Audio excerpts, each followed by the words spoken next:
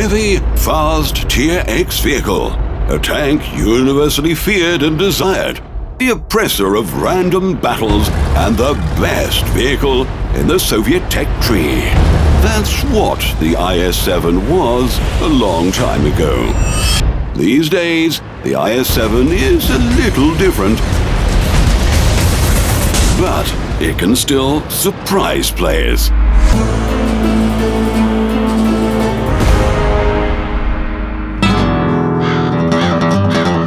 Once there were 2 Tier X tanks in the game.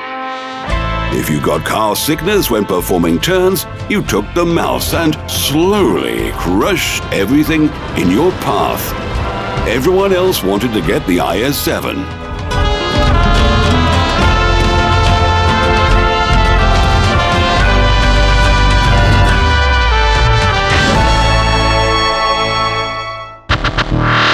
New vehicles have appeared. They have better guns, and they are more maneuverable. Some even have drums. However, the IS-7 is still an interesting vehicle. Why? It's not easy to answer that question.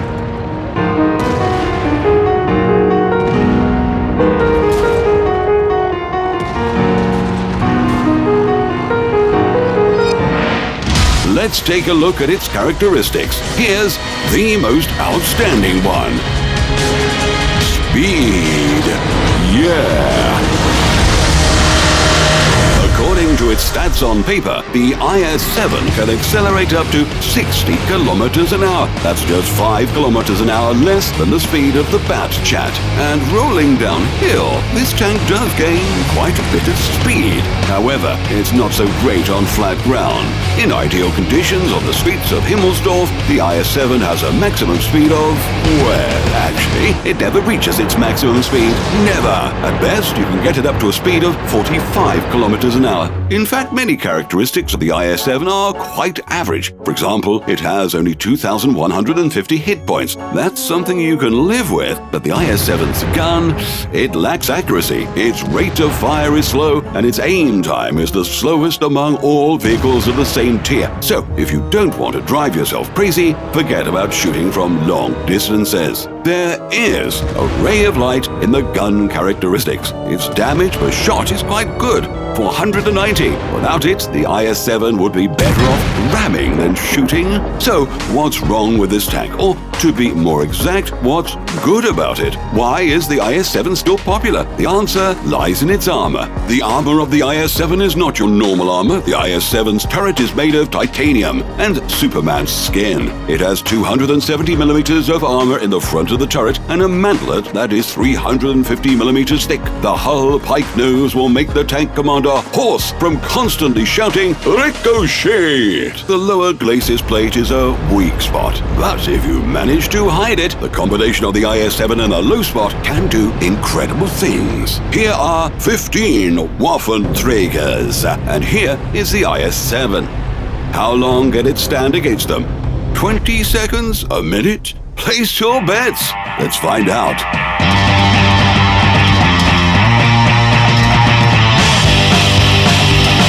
"75 hits to the front and 42,000 of potential damage. And what's the result? They've just scraped his paint. The thickness of the turret armor is lower than the penetration value of the Waffenträger's shell. How could it withstand those hits? Here's the secret. It's all about the ancient magic of Egyptian priests, geometry. The armor of the IS-7's turret is sloped. Although the actual thickness of the armor is 270 millimeters and less, the so-called relative armor thickness is much higher. The design of the hull is very interesting. If the tank is directly facing the line of fire, the armor plates of the pike nose are placed at acute angles. That's why a shell will most likely ricochet. And if it doesn't, it will still have to penetrate much more than the actual 150 millimeters of armor. But if you turn the pike nose to the side, it will lose most of its magic power. In this position, the armor can be penetrated, and a hit to this area can blow up the ammo rack and tear off the turret. The IS-7's turret is so good that it flies off more beautifully than turrets of other tanks. This is not the boring fall of the Mouse's turret or of a strange French vehicle. This is a show you can watch again and again.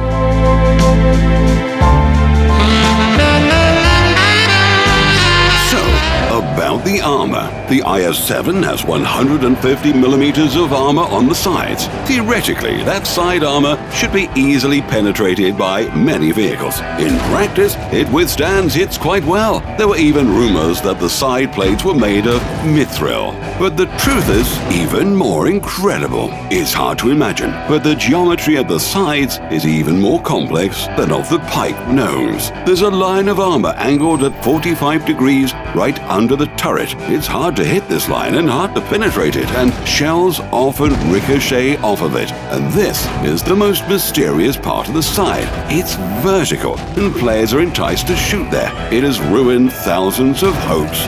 Why didn't it penetrate it? Should be inscribed on the side. What we see is not the real side armor. It's a side skirt. It's only 30 millimeters thick.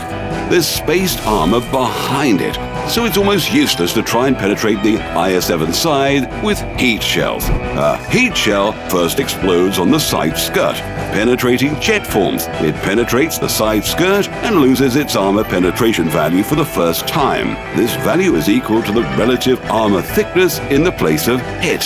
Then, the jet moves towards the main armor, losing 5% of its armor penetration for every 100 millimeters of empty space it has to pass through. Finally, the weakened jet reaches the main armor. If the IS-7 side were oriented at 90 degrees, heat shells of high-tier vehicles would still be able to penetrate it with their remaining armor penetration value. But it's not oriented at 90 degrees. It's angled, so it has 250 millimeters of relative armor thickness. And this is true only if the hit occurs under optimal circumstances. If the shell hits the armor at an angle, the relative armor thickness becomes even greater. This is an invincible obstacle for most shells. Heat, armor piercing, APCR, it doesn't matter. The IS-7 is excellent at side scraping if it manages to cover its nose. In battles, this tank rarely causes a great amount of damage. For many players, this means it's a bad vehicle, but this is not quite true. It's wrong to say that the T-57 Heavy is better than the IS-7. They are different vehicles with different roles. This would be just like comparing a truck and a Porsche. Do you think the Porsche is better? Which comes out better in a head-on collision? So, the IS-7 plays its role perfectly. The IS-7 is designed to be in the front line. It shouldn't hide in the bushes, even though it only reaches its maximum speed when rolling downhill. 40 kilometers an hour is quite enough to be the first to take key positions, and its armor helps it to hold them until main forces arrive. Yes, the AMX is faster, but it can't do what the IS-7 can. The IS-7 is best used to break through or hold a sector. This is a tank that has to play to its strengths. It performs best at close or medium distances. The gun is respectable at those ranges. It's not a devastator, but it suits the IS-7 well. It's accurate enough. Great armor gives you time to reload and aim, and if you are in a position to use side scraping, damage per shot is what matters. The IS-7 is quite good in that department. The IS-7 is your vehicle if you really want to fight at the front line and not be a support vehicle. There's nothing wrong with shooting from the bushes at targets your allies are spotting, but if you really want to feel how the armor of the enemy vehicles cracks, you need the IS-7. It's fair enough that the path to a good tank be tough, but this is not the case with the IS-7. The route to it is a transition from one awesome vehicle to another. Many players drive in the IS-3 and KV just for pleasure. So put aside your doubts and let's battle, bend enemy barrels and crush their front armor. By the way, this is the most beautiful heavy tank in the game.